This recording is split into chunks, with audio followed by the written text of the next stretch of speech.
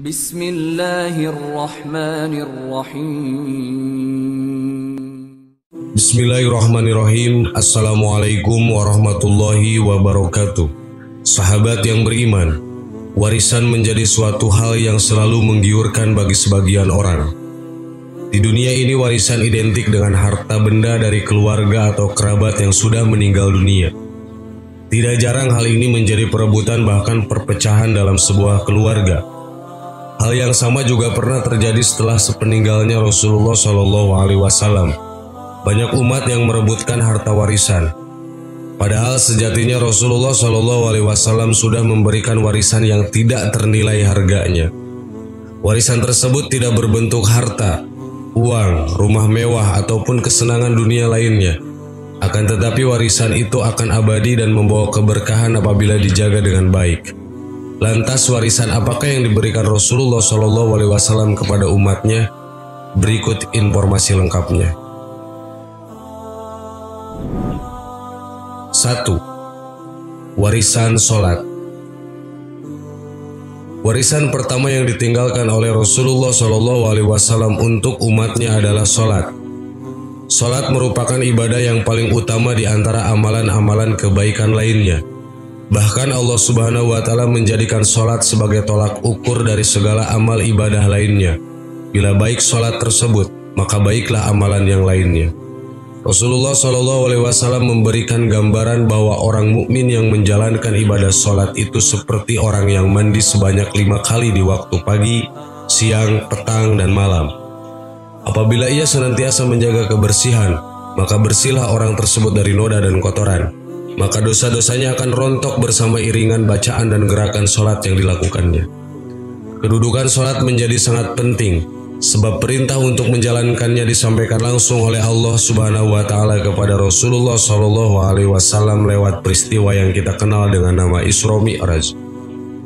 Imam Ahmad bin Hajar Al-Haytami dalam kitabnya Al-Jawazir mengetengahkan sebuah hadis yang menyebutkan sejumlah kemuliaan bagi yang melaksanakan sholat dan kehinaan bagi yang meninggalkannya. Ada banyak keberkahan apabila kita senantiasa menjalankan ibadah sholat setiap waktunya. Namun ada juga kehinaan bagi mereka yang dengan sengaja melalaikan perintah Allah yang satu ini. Maka dari itu jagalah sholat kita yang menjadi warisan dari Rasulullah SAW. 2. Warisan membaca Al-Quran.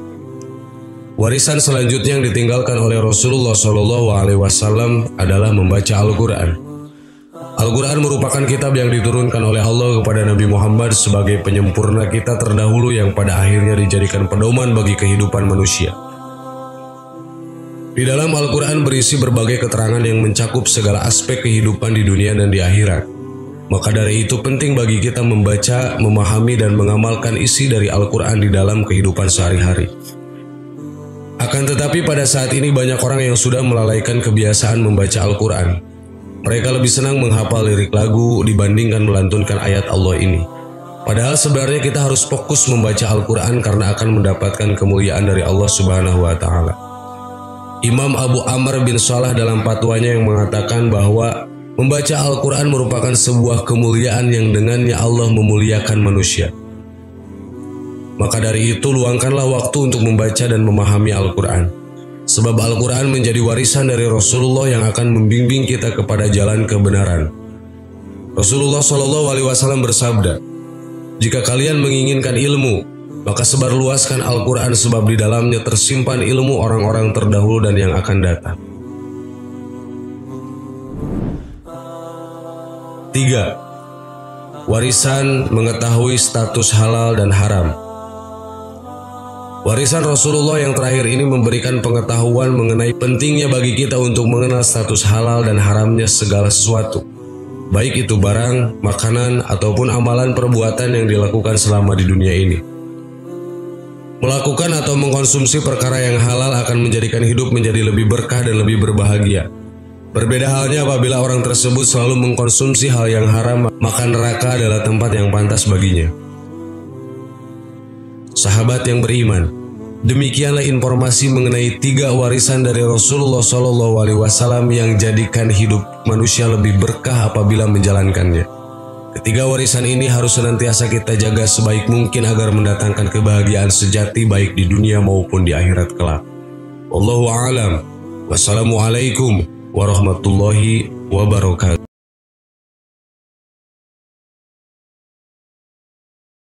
Bismillahirrahmanirrahim. Assalamualaikum warahmatullahi wabarakatuh. Sahabat yang beriman, berdoa menjadi salah satu cara agar sebuah keinginan dikabulkan oleh Allah Subhanahu wa Ta'ala.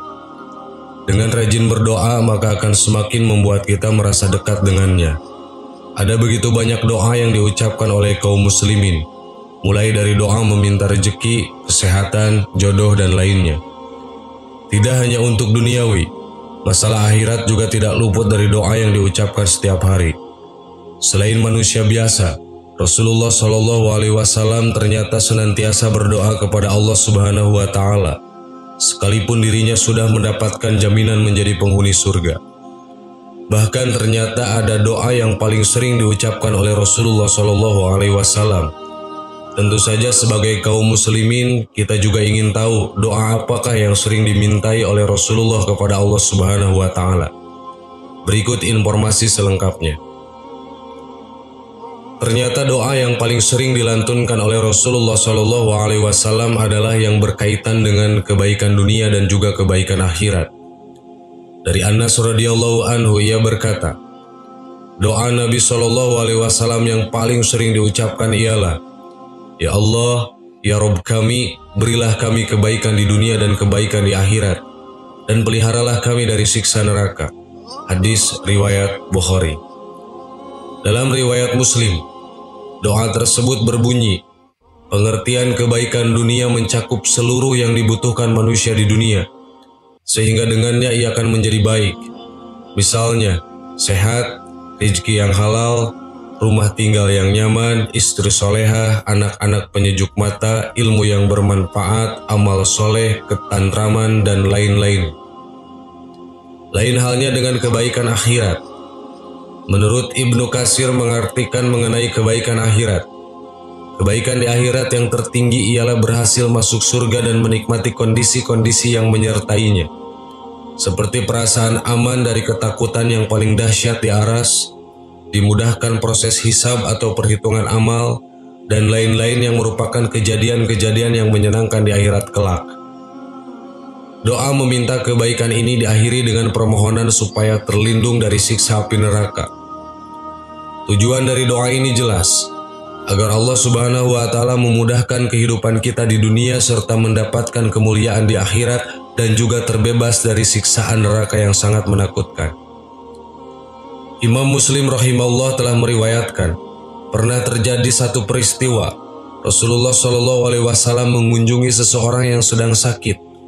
Kondisi orang yang sakit ini sudah sangat mengenaskan. Beliau pun menanyakan asal muasal kejadian. Apakah engkau berdoa atau meminta sesuatu kepada Allah sebelumnya? Lelaki itu menjawab, ya, sebelumnya aku berkata, Ya Allah, hukuman yang akan engkau timpakan kepadaku di akhirat, segerakanlah di atas diriku di dunia ini. Maka beliau SAW berkata, Subhanallah, engkau tidak akan sanggup memikulnya. Mengapa engkau tidak berdoa meminta kepada Allah kebaikan di dunia dan kebaikan di akhirat serta terbebas dari api neraka? Begitu juga kejadian menarik pernah dialami Anas bin Malik. Sahabat mulia ini diminta untuk mendoakan orang-orang yang mendatanginya. Lantas beliau berdoa, Ya Allah, ampunilah kami, kasihilah kami, berilah kami kebaikan di dunia dan kebaikan di akhirat dan peliharalah kami dari siksa neraka. Mereka meminta doa yang lain, maka Anas radhiyallahu anhu memanjatkan doa yang sama. Kemudian berkata, seandainya kalian telah dianugerahi ini, sungguh kalian telah dianugerahi kebaikan dunia dan akhirat. Hadis riwayat Sahih. Sahabat yang beriman, demikianlah informasi mengenai doa yang paling sering diucapkan oleh Rasulullah SAW. Ketahuilah bahwa doa menjadi perantara antara kita dan Allah. Maka perbanyaklah berdoa kepadanya. Jangan lupa untuk meneladani Rasulullah SAW, sebab beliaulah tauladan terbaik di dunia ini. Amin. Wallahu a'lam. Wassalamualaikum warahmatullahi wabarakatuh.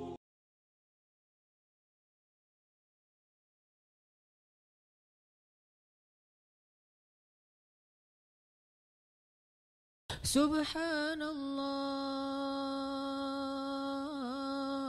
walhamdulillah wa la ilaha illallah wallahu akbar. Subhanallah